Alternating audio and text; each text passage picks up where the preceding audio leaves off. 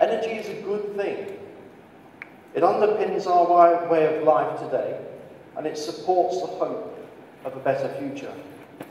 Notwithstanding the current economic conditions, it is expected that population growth and economic development will lead to a doubling of world energy demand by 2050.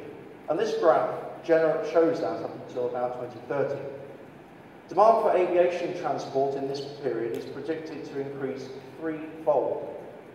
More people will need more energy, and the challenge will be to provide it in a sustainable, secure way at a reasonably low cost.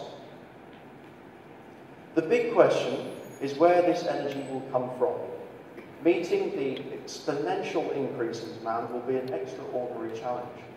There is no magic bullet, but the full gamut of traditional and alternative sources that are available today, as well as the new alternative sources that will be created in the future, will need to be exploited in order to realise maximum potential. Fossil fuels will deliver the majority of new energy between now and 2025. The primary sources will be coal, including oil sands, natural gas, including unconventional gas. We should all be disappointed with projected growth in the relatively unclean coal. At Shell and in many other forums, much work is being undergone to improve and promote gas as the cleanest burning hydrocarbon. And that's on a life cycle basis as well. There will be an increased emphasis on making the right fossil fuel choices and making more efficient use of them as we transition to alternative energy and different energy sources in the longer term. But as the planet's energy need increases, so too does the need to reduce man-made CO2 emissions to avoid the potential impacts of climate change. According to the IPCC, a 50% reduction in emissions by 2050 compared to 2000 levels will be necessary to avoid such an impact.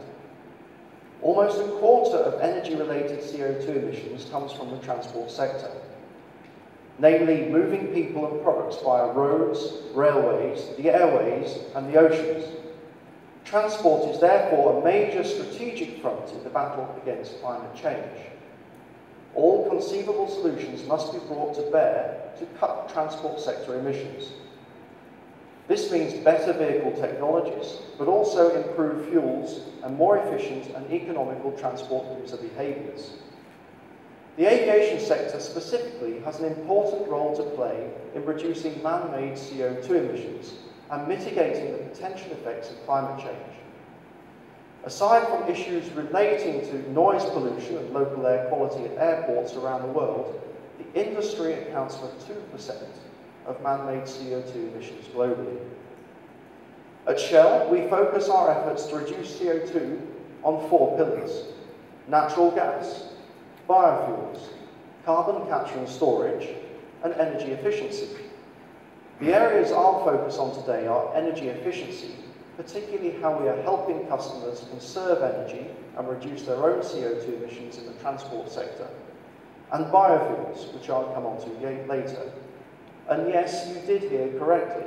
Shell is a fuel company that passionately believes in conserving energy. Smarter mobility describes our approach to enabling more people and goods to move around more reliably, more affordably, and more cleanly.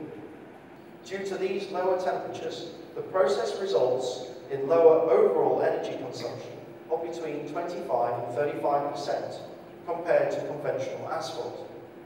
In both Dubai International Airport and Al Maktoum International Airport, Shell Carafel bitumen has been used for the runways and aprons. This polymer-modified bitumen product has a longer endurance property, which means that the maintenance intervals are lengthened, thus reducing the amount of energy that is required over the full lifetime of the pavement. Aside from bitumen and airports, what other smarter mobility issues are there in the context of aviation? Well, the IPCC predicts that emission resulting from demand growth in the aviation sector may outstrip reductions achieved from improving efficiencies and abatement measures at current rates. Additionally, the IPCC reports that CO2 emitted at altitude may have a multiplier effect on climate change. Given these factors, the aviation sector must exploit all options to tackle its emissions, and it must do so without delay. On this graph, the black bar represents the increase in CO2 emissions in line with demand growth if nothing is done to offset them. The pink bar shows the degree to which we can bring CO2 levels down by using the best technology at our disposal today and improving efficiencies across the industry. The red bar is the emissions target reflecting the necessary 50% reduction. As you can see, aiming for carbon neutral growth is not enough to hit the 50% target.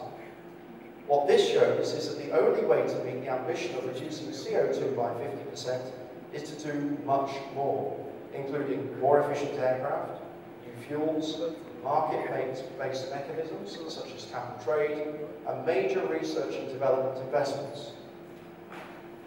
Reducing CO2 emissions to migrate the threat of climate change is a huge global challenge for governments, industries and consumers alike. Last year, the signatories to the Copenhagen Accord agreed that the increase in global temperature should be constrained to 2 degrees Celsius, and that deep cuts in global CO2 emissions were required to limit concentrations in the atmosphere to no more than 450 parts per million. The Accord is a great step forward, but the pledges that countries made after Copenhagen do not adapt to this aspired trajectory. Recent economic pressures have contributed to the challenge, but regardless, the need for action is pressing.